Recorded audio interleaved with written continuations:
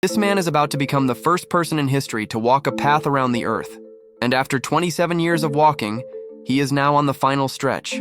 Carl Bushby began his journey from Chile in 1998, and he planned to walk all the way back to the UK without breaking two rules. First, he couldn't use any form of transportation, and second, he couldn't return home until he arrived there on foot.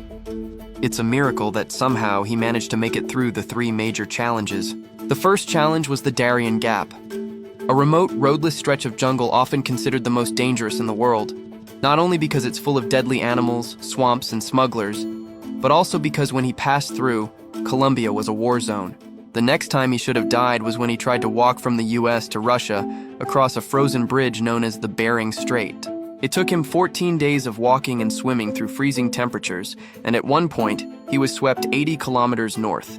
Yet somehow, he didn't die and made it to the other side. However, upon reaching Russia, he was detained for several weeks, and they actually wanted to sentence him to 5 years in prison. Fortunately, he was eventually released. As soon as he began his journey across Asia, the 2008 financial crisis struck, and he lost several key sponsors. Things became so difficult that he said there were days when he had no food. But when he reached the edge of Asia, he faced his greatest challenge yet, the Caspian Sea problem.